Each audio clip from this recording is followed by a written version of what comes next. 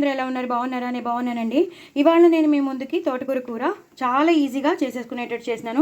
First అయితే ఉల్లిపాయలు తరిగి పెట్టేసుకున్నాను, అలాగే పచ్చిమిరపకాయలు తరిగి పెట్టేసుకున్నాను. మిక్సీలో మాత్రం నేను పచ్చిమిరపకాయలు వేశాను, అల్లం ముక్క వేశాను, చిన్న అల్లం ముక్క వేశాను, వెల్లుల్లిపాయలు వేశాను, ఎండుమిరపకాయలు వేశాను, జీలకర్ర వేశాను. ఇవి మాత్రం మనం గ్రైండ్ చేసి పెట్టేసుకోవాలి. 2 ఎండుమిరపకాయలు కూడా వేశాను, అలాగే పచ్చిమిరపకాయలు ఎక్కువ వేశాను, జీలకర్ర వేశాను, వెల్లుల్లిపాయలు వేసేసాను. సో ఇది నేను గ్రైండ్ చేసి పెట్టేసుకుంటాను. కొన్ని ఉల్లిపాయలు కూడా వేశాను, నేను మీకు కనిపిస్తుంది కదా, కొన్ని ఉల్లిపాయలు కూడా వేసేసి గ్రైండ్ చేసేస్తాను అనమాట. ఈ గ్రైండ్ పేస్ట్, ఈ పేస్ట్ మనం కూరలో వేసేస్తాం, చాలా మంచి ఫ్లేవర్ వస్తుంది. అలాగే తోటకూర కూర తరిగి పెట్టేసుకున్నాను. సో ఫస్ట్ అయితే నేను ఇది గ్రైండ్ చేసేసుకుంటాను, మిగతా ప్రొసీజర్ మీకు చూపిస్తాను. సో నేను బాండి పెట్టేసుకున్నాను. మినపప్పు, శనగపప్పు, జీలకర్ర, ఆవాలు వేశాను, ఎండుమిరపకాయలు వేశాను. ఇవి బాగా వేగిపోవాలండి.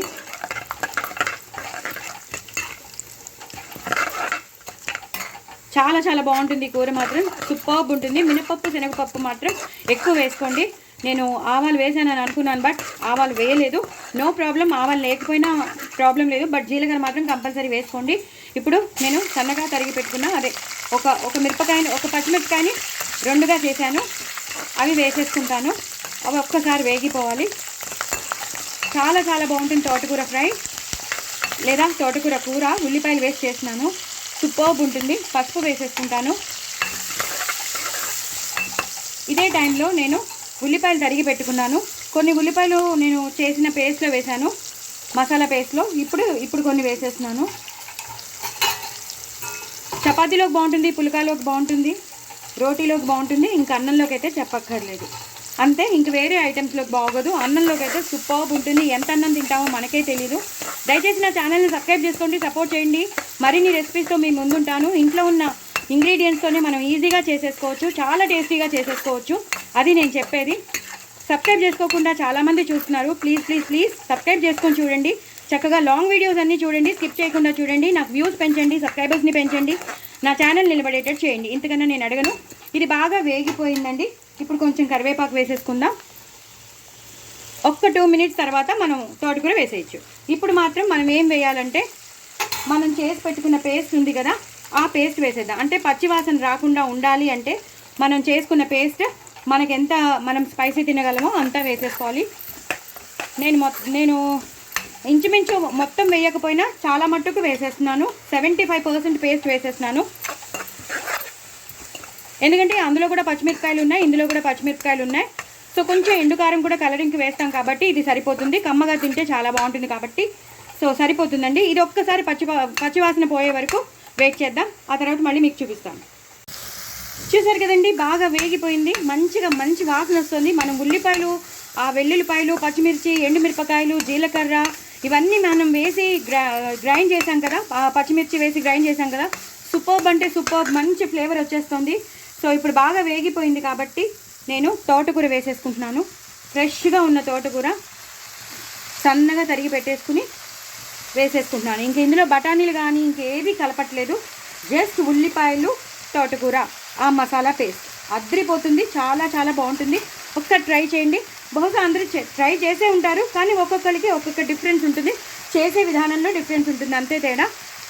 సో ఒక్కసారి ఇలా కలిపేసుకోవాలండి. ఇది ఇప్పుడు ఇలా కనిపిస్తుంది, కానీ కాసేపు అయ్యాక అంత దగ్గరికి వచ్చేస్తుంది. దీని మీద కొంచెం మూత పెట్టేసుకోండి, ఇలా కలిపేసి మూత పెట్టేసుకోండి. ఇది కొంచెం దగ్గరికి వచ్చాక మీకు మళ్ళీ చూపిస్తాను. చూసారు కదండి, బాగా వేగిపోతుంది కూర. తోటకూర కూర అయిపోతుంది. మనం ఇందాక మిక్సీ చేసి పెట్టుకున్న వాటర్ వేసేయచ్చు, సో దట్ మంచిగా సాఫ్ట్గా ఉడుకుతుంది. మనం ఏవైతే పేస్ట్ చేసామో, నేను పేస్ట్ చూపించాను కదా ఇందాక, ఏమేమి వేయాలో ఆ పేస్ట్ అంతా వేసేసి పూర్తిగా ఇలా కలిపేసేసుకుని అప్పుడు మనం మూత పెట్టేసుకుందాం. మూత పెట్టేసుకున్నాక ఒక 2 నిమిషాల తర్వాత ఇంకా దగ్గరికి వచ్చేస్తుంది. అప్పుడు మనం ఉప్పు కారం వేసేసుకోవచ్చు. సో ఫస్ట్ అయితే 2 మినిట్స్ వెయిట్ చేద్దామండి. వెయిట్ చేశాక మీకు మళ్ళీ చూపిస్తాను.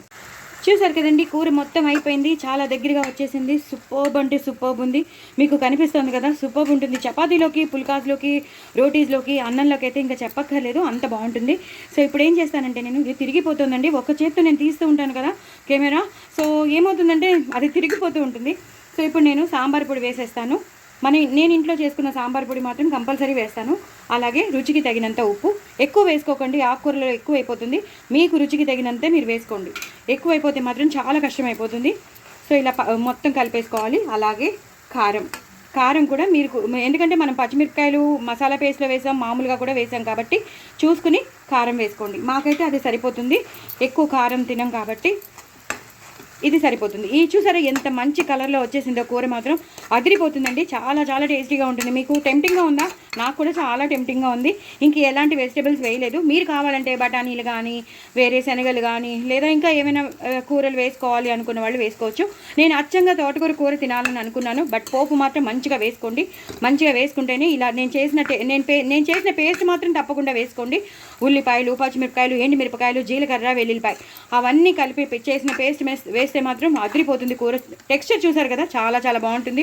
పచ్చిమిరపకాయలు వేసుకోండి, అస్సలు కన్జ్యూసీ అవ్వద్దు. అంతా పీల్ చేసుకుంటుంది, కారం ఏమి ఉండదు. కారం ఉన్నా స్పైసీగా తినాలి, చాలా చాలా బాగుంటుంది ఇది. సో డూ ట్రై ఇట్ అండి. నా ఛానల్ మాత్రం సబ్స్క్రైబ్ చేసుకోవడం అసలు మర్చిపోవద్దు. వెరీ వెరీ టేస్టీ తోటకూర ఉల్లిపాయ కూర. బాయ్ అండి.